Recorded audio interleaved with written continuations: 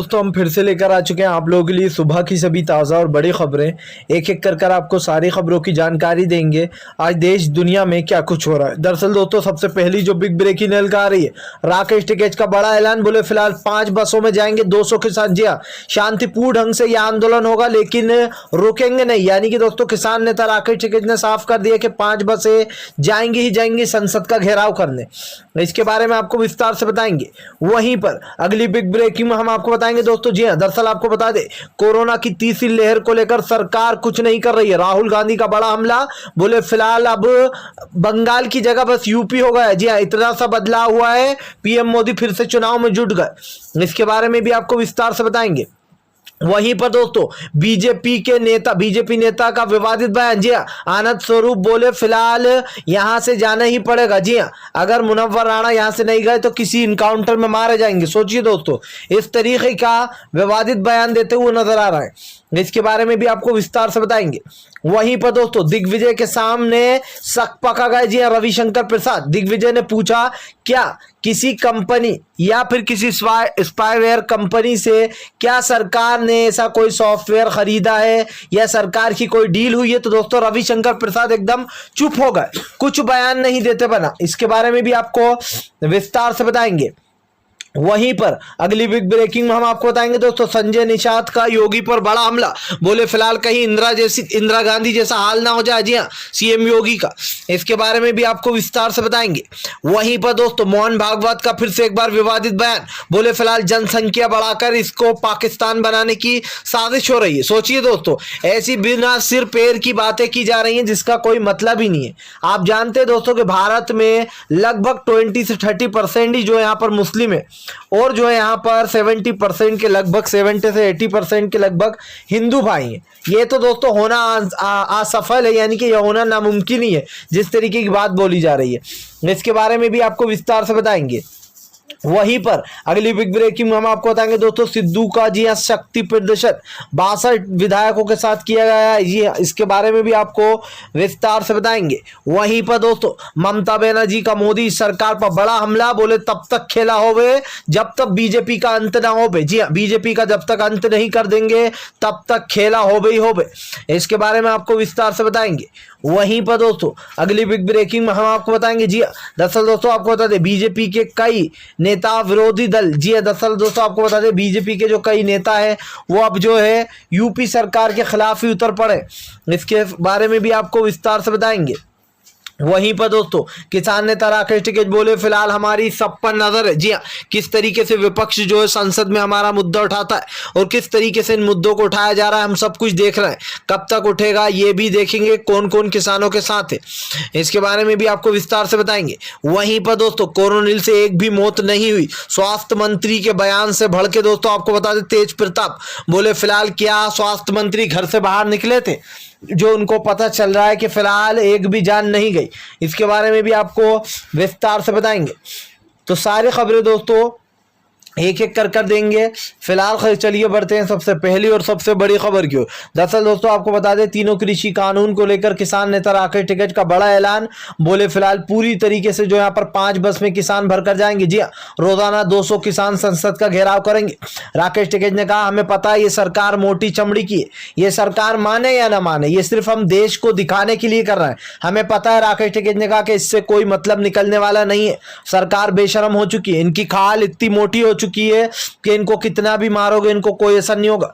राकेश टिकैत ने कहा ये तो दुनिया के लिए, दुनिया को भी तो पता चलना चाहिए कि किन पूंजीपतियों को जो है सत्ता में लाकर बिठा दिया गया है। जी हाँ, जो लोग अडानी और अंबानी के लिए काम करते हैं उन लोगों को सत्ता में बिठाया गया। आपको बता दोस्तों लगातार जो यहाँ पर राकेश टिकैत हमलावर हो गए। जी हाँ, प्रधानमंत्री नरेंद्र मोदी के बड़े बड़े दावे दोस्तों पूरी तरीके से फेल।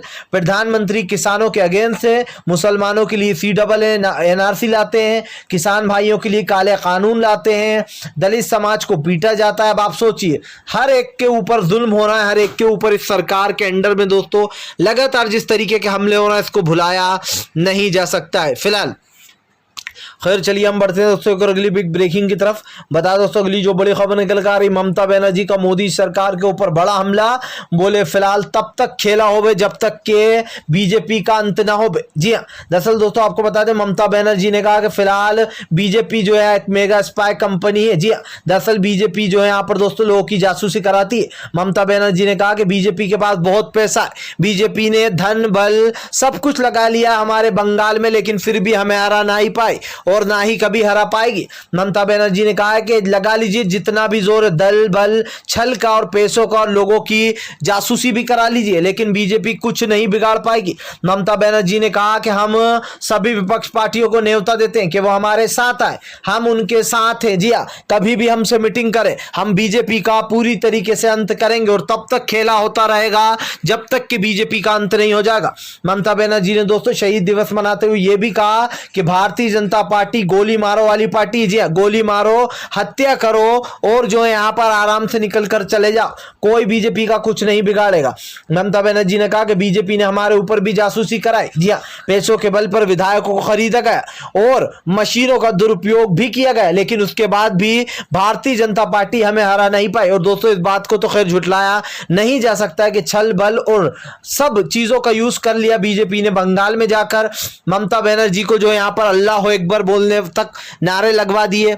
ये तक कहा गया कि ममता बनर्जी जय श्री राम बोलने में शर्माती है और अल्लाह अकबर बोलने में सबसे आगे रहती है। अब आप सोचिए दोस्तों, वहां की जनता ने लात मारकर बीजेपी को भगाया। फिलहाल खैर चलिए हम बढ़ते हैं दोस्तों एक और अगली बिग ब्रेकिंग की तरफ। बता दोस्तों अगली जो बड़ी खबर निकल कर आ रही है, आपको बता दोस्तों योगी के मंत्री का जी हाँ विवादित बयान। बोले फिलहाल मुनव्वर राणा अगर यहाँ से क्या उन्हें देश से ही बाहर चले जाना चाहिए, वरना योगी के किसी इनकाउंटर में मारे जाएंगे। सोचिए दोस्तों, ये है बीजेपी नेता का विवादित बयान जिसके ऊपर कोई कार्रवाई नहीं होगी। जी हाँ, अभी से बोल देता हूं कार्रवाई का, क्योंकि बीजेपी के लोग और किसी का मर्डर भी कर देंगे तो भी शायद उसके ऊपर कोई कार्रवाई नहीं होगी। आपको बता दोस्तों इसका नाम है आनंद स्वरूप। दरअसल मुनव्वर राणा ने अभी कुछ दिन पहले कहा था कि अगर असदुद्दीन ओवैसी की बेवकूफी की वजह से या फिर लालच की वजह से या फिर जो यहां पर उनकी नादानी की वजह से बीजेपी अगर यूपी में जीत गई तो फिलहाल हम यूपी को छोड़ देंगे। जी हाँ, यूपी छोड़कर कहीं और चले जाएंगे क्योंकि वो फिर मुसलमानों के रहने लायक नहीं रह जाएगा यूपी। ऐसा एक बयान दिया था दोस्तों मुनव्वर राणा ने, जिसके बाद दोस्तों आपको बता दे योगी के मंत्री आनंद स्वरूप का कहना है कि फिलहाल अच्छा है मुनव्वर राणा को यह राज्य नहीं बल्कि देश छोड़कर ही चले जाना चाहिए, वरना किसी दिन किसी एनकाउंटर में योगी के एनकाउंटर में मारे जाएंगे। सोचिए दोस्तों, यह है बीजेपी की ठोको नीति। इसको ही बीजेपी वाले बढ़ावा देते हैं, यानी कि किसानों को आप मारने की धमकी दो, आम जनता के आप एनकाउंटर करा दो। आज जिस तरीके से लोग परेशान हो रहे हैं दोस्तों, इससे साफ दिखाई दे रहा है कि फिलहाल भारतीय जनता पार्टी दोस्तों पूरी तरीके से फेल हो रही है। आज जिस तरीके की बातें निकल कर आ रही इनकाउंटर करने की, ये है दोस्तों हमारे देश का लोकतंत्र, जहां पर खुलेआम बीजेपी के गुंडे इस तरीके के बयान दे रहे हैं।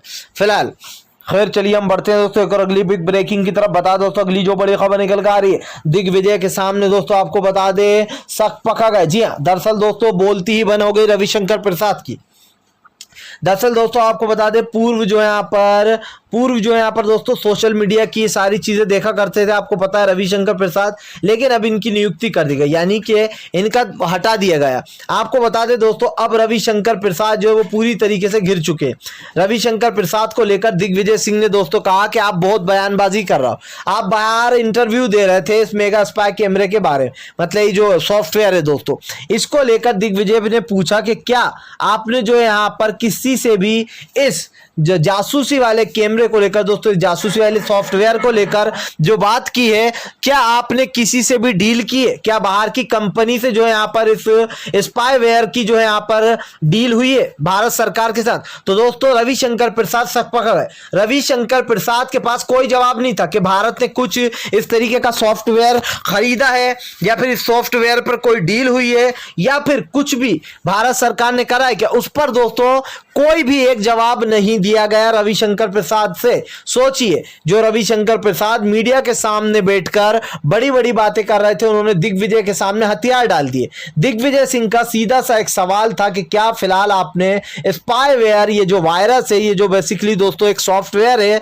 जो कि इजराइल कंपनी का, क्या आपने ये खरीदा है, क्या डील हुई है? लेकिन रविशंकर प्रसाद ने कोई जवाब नहीं दिया, बल्कि हकलाने लगे। अब आप समझिए दोस्तों, बीजेपी लोगों की जो जासूसी करा रही है, जिस तरीके की 40 पत्रकारों की जासूसी कराई गई है, उन पत्रकारों में सारे के सारे पत्रकार वही थे, वही नाम थे नेताओं के, वही बड़े बड़े दिग्गज नेता थे जो बीजेपी के खिलाफ हैं, जो पत्रकार बीजेपी के अगेंस्ट है, उन लोगों की जिस तरीके से कराई गई है। और यहां तक कि जिस महिला ने रंजन गोगोई के ऊपर रेप का आरोप लगाया था, यौन उत्पीड़न का, उस महिला तक की जो है यहां पर दोस्तों आप सोचिए जासूसी कराई गई है। तो इससे दोस्तों किसको फायदा हो सकता है? मोदी सरकार को, क्योंकि मोदी ने पहले रंजन गोगोई की दोस्तों कमजोरी नस पकड़ी, और फिर आप समझ सकते हो कि रंजन गोगोई से वो सारे फैसले करवाए गए हैं जो फैसले दोस्तों पूरी तरीके से बीजेपी के अगेंस्ट जा रहे थे। और बीजेपी इसमें दोस्तों राम मंदिर और बाबरी मस्जिद का फैसला भी है, इसको आप मत भूलिएगा। जी हाँ, इसीलिए रंजन गोगोई को कहीं ना कहीं पहले ब्लैकमेल किया गया और फिर इस तरीके की चीजें करवाई गई हैं।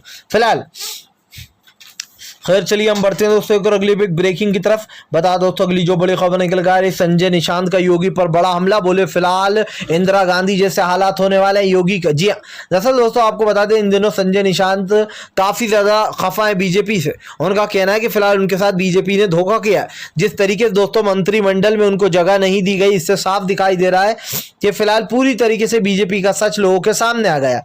आपको बताता चलूं दोस्तों, इस वक्त जो यहाँ पर पूरी तरीके से हमला बोलते हुए संजय निशांत ने कहा है कि फिलहाल इंदिरा गांधी से भी बुरा हाल होने वाला है सीएम योगी का। जी हाँ, कहीं ऐसा ना हो कि फिलहाल इंदिरा गांधी जैसा हाल हो जाए सीएम योगी का। और इस चीज को लेकर दोस्तों सीधे सीधे बड़ा हमला बोल दिया है संजय निशांत ने। आपको बता दोस्तों, साफ दिखाई दे रहा है कि फिलहाल भारतीय जनता पार्टी की सरकार एक खोखली और नाकाम सरकार है। इस सरकार के ऊपर दोस्तों कई लोगों के कई सवाल उठ रहे हैं। सवाल यह है कि आज भारतीय जनता पार्टी अपने आप को सक्षम बताती है, लेकिन आप देखिए दोस्तों कि भारतीय जनता पार्टी के खिलाफ हर जगह आवाजें उठ रही हैं। क्या इस चीज को भुलाया जा सकता है कि बीजेपी लगातार दोस्तों लोगों की आजादी छीन रही है, लोगों के ऊपर दोस्तों जासूसियां करा रही है, और इस चीज को बीजेपी खास तौर से जानती है और योगी भी दोस्तों उसी राह पर चल रहा है। फिलहाल खैर चलिए हम बढ़ते हैं दोस्तों एक और अगली बिग ब्रेकिंग की तरफ।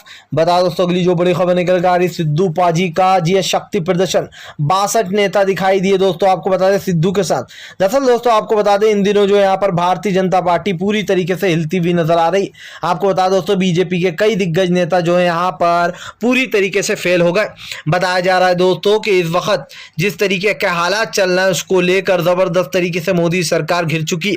अब आप देखिए दोस्तों, आज एक स्वास्थ्य मंत्री का बयान निकल कर आता है कि भैया एक भी कोरोना की जो है यहाँ पर मौत नहीं हुई है ऑक्सीजन की कमी से, जिसको लेकर दोस्तों तेज प्रताप भड़क गए। तेज प्रताप का कहना है कि क्या खुद स्वास्थ्य मंत्री ने बाहर आकर देखा था कि लोगों की ऑक्सीजन से मौतें नहीं हो रही हैं। आपको बताया दोस्तों इस वक्त जो है यहाँ पर पूरी तरीके से भारतीय जनता पार्टी फेल हो गई है। बताता चलूं दोस्तों आपको, बीजेपी इसलिए भी फेल नजर आ रही है क्योंकि इस वक्त देश में मुद्दा उठ रहा है कोरोना की तीसरी लहर को लेकर।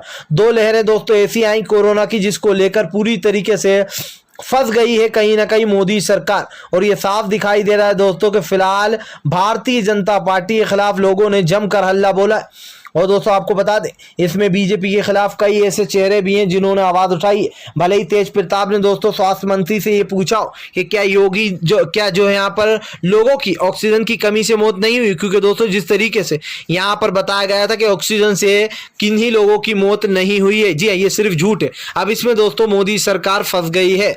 फिलहाल खैर चलिए हम बढ़ते हैं दोस्तों एक और अगली बिग ब्रेकिंग की तरफ। बता दोस्तों अगली जो बड़ी खबर निकल कर आ रही, आपको बता दें फिलहाल टीएमसी दोस्तों 2024 में करने जा रही है बीजेपी का अंत। ममता बनर्जी ने शुरू किया दोस्तों लोकसभा चुनाव को लेकर गणित। दरअसल दोस्तों ममता बनर्जी की ने जो है यहाँ पर सभी विपक्षी दल को एक करने का फैसला कर लिया। बताया जा रहा है ममता बनर्जी ने उन दलों से अभी से ही बात करना शुरू कर दी है जो बीजेपी के अगेंस्ट है। ममता बनर्जी का कहना है कि हम सबको अगर बीजेपी को हराना है तो सबको एक साथ आना ही होगा। आपको बता दोस्तों ममता बनर्जी ने ये साफ कर दिया कि फिलहाल वो पूरी तरीके से बीजेपी का सफाया करने वाले हैं। इस वक्त दोस्तों आपको बता दें भारतीय जनता पार्टी पूरी तरीके से घिर चुकी है और ये साफ दिखाई दे रहा है दोस्तों कि बीजेपी कुछ भी कर ले लेकिन इस वक्त बचती हुई नजर नहीं आ रही है। इसका एक रीजन आप समझिए दोस्तों, आज बीजेपी के कई बड़े और दिग्गज नेता जो हैं वो किसी तरीके से अपने आप को बीजेपी में ढाल कर रखे हुए हैं, लेकिन ये दोस्तों सब जानते हैं कि इस वक्त बीजेपी में फूट मच चुकी है। कई तो ऐसे भी लोग होंगे हैं दोस्तों जो दल जो है बीजेपी को हराने की कोशिश करते हैं और इसीलिए ममता बनर्जी ने 2024 का प्लान अभी से तैयार कर दिया। बताया जा रहा है कि ममता बनर्जी ने अभी जोड़ तोड़ शुरू कर ये साफ कर दिया है कि फिलहाल वो बीजेपी का नामो निशान मिटा देंगी। जी हाँ, इस देश से बीजेपी का नामो निशान मिटेगा क्योंकि फिलहाल बीजेपी लगातार दोस्तों जिस तरीके के कानून ला रही है, जिस तरीके से लोगों को कहीं ना कहीं प्रताड़ित कर रही है, उसको लेकर ममता बनर्जी ने यह साफ कर दिया है कि बीजेपी का अंत करे बिना तब तक तो खेला हो गई हो। फिलहाल खैर चलिए हम बढ़ते हैं दोस्तों एक और अगली बिग ब्रेकिंग की तरफ। बता दोस्तों अगली जो बड़ी खबर निकल कर आ रही है, आपको बता दें किसानों की रणनीति से डर रही है सरकार। कि सरकार को लग रहा है किसान नेताओं से डर। दरअसल दोस्तों आपको बता दें किसान नेता राकेश टिकैत ने साफ कर दिया कि किसान और पुलिस के बीच की बात है। किसान तो आराम से ही जाएगा और वो अपनी 5 बसों में जाएगा, लेकिन अगर किसान को पुलिस ने वहां पर जाने नहीं दिया तो फिलहाल किसान वहीं पर प्रदर्शन करने लगेगा। आपको बता दोस्तों किसान नेता राकेश टिकैत का कहना है कि 200 लोग जो यहाँ पर संसद का घेराव करेंगे और फिलहाल ये तय है कि संसद तो जाया ही जाएगा। आपको बता दें राकेश टिकैत का साफ कहना है कि वो शांतिपूर्ण ढंग से आगे बढ़ेंगे, लेकिन अगर उनके साथ बर्बरता की गई, उनको जाने नहीं दिया गया तो फिर इसका अंजाम अच्छा नहीं होगा। आपको बता दोस्तों राकेश टिकैत ने साफ कर दिया है कि फिलहाल तीनों कृषि कानून को लेकर वो पूरी तरीके से उनका जो माइंड है वो क्लियर है। वो जो है यहाँ पर दोस्तों इस आंदोलन को आगे बढ़ाने वाले हैं और ये साफ दिखाई दे रहा है दोस्तों कि भारतीय जनता पार्टी इस वक्त पूरी तरीके से जो है यहाँ पर फंस चुकी है। फिलहाल खैर चलिए हम बढ़ते हैं दोस्तों एक और अगली बिग ब्रेकिंग की तरफ। बता दोस्तों अगली जो बड़ी खबर निकल के आ रही है, आपको बता दें मोहन भागवत का एक बार दोस्तों फिर से विवादित बयान। बोले फिलहाल CAA NRC जो है यहाँ पर मुसलमानों के खिलाफ नहीं है। जी हाँ, ये भारत के नागरिकों के खिलाफ नहीं था। उसके बाद दोस्तों आपको बता दें जो यहाँ पर पूरी तरीके से जो है यहाँ पर RSS के मोहन भागवत ने विवादित बयान देते हुए कहा कि फिलहाल जनसंख्या बढ़ाकर इसको दूसरा पाकिस्तान बनाने की कोशिश की जा रही। सोचिए दोस्तों आज बीजेपी नेताओं के 6-8 बच्चे हैं और ये वो लोग ज्ञान बांटते फिर रहे हैं जिनके खुद के 8-8 6-6 बच्चे। अब आप सोचिए बीजेपी की दोस्तों मानसिकता देखिए, ये जो बात बोली जा रही है दोस्तों ये नामुमकिन है। आप जानते हैं कि मुसलमानों की संख्या इंडिया में लगभग दोस्तों 20 से 30% है। जी हाँ, और हिंदू भाइयों की संख्या लगभग 70% है। तो दोस्तों ये जो चीज बोली जा रही है जनसंख्या बढ़ाने की, ये तो कहीं से कहीं तक नहीं हो सकता। जी हाँ, इस पर एक किताब भी लिखी गई थी और इस पर खुलासा भी हुआ था कि कैसे बीजेपी लोगों में भ्रम फैला रही है और ये बात बिल्कुल झूठ है कि जनसंख्या बढ़ रही है। जबकि दोस्तों अभी जो एक बायोडेटा सामने निकल कर आया है जहां पर यह बताया गया है कि देश में जनसंख्या नियंत्रण रोकना बहुत ही भारी पड़ेगा। जी, इससे देश को काफी नुकसान होगा। देश में जो है किसी तरीके से दोस्तों जिस तरीके कानून लाया जा रहा है ये मोदी सरकार द्वारा लाए हुए कानून है, यानी कि सरकार सोचती है कि वो जो भी कानून ला रही है वो सही है। आज सरकार के ऊपर जो सवाल उठ रहे हैं इस सवालों के जवाब सरकार के पास नहीं है। सरकार अच्छे से जानती है दोस्तों कि फिलहाल वो इन सवालों के जवाब नहीं दे सकती है और आज बीजेपी के ऊपर जिस तरीके से ये सवाल उठ रहे हैं इससे साफ दिखाई देता है दोस्तों कि फिलहाल बीजेपी पूरी तरीके से फेल हो चुकी है। बीजेपी को समझ में नहीं आ रहा कि वो क्या करे फिलहाल। खैर चलिए हम बढ़ते हैं दोस्तों एक और अगली बिग ब्रेकिंग की तरफ।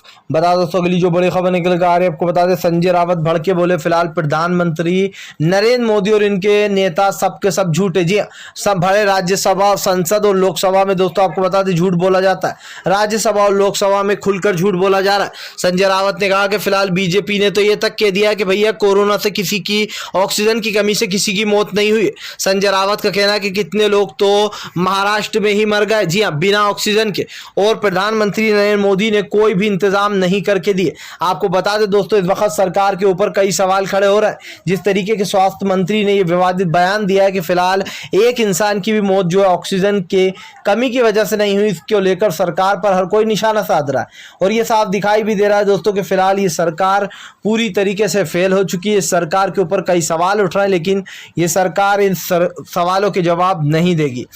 फिलहाल अगर आप भी शांतिपूर्ण ढंग से पीएम की इन सभी गलत नीतियों का दिल से विरोध करते हो और आप मानते हो ये सरकार एक तानाशाह सरकार है, तो तत्काल में इस वीडियो को ज़्यादा से ज़्यादा शेयर कीजिए, लाइक कीजिए, और अगर आप हमारे चैनल पर पहली बार आए तो सब्सक्राइब करने के साथ साथ पास में एक घंटी आएगी यानी कि बेल आइकन, उसको भी दबा दें ताकि हमारे हर वीडियो की अपडेट आपको मिल पाए।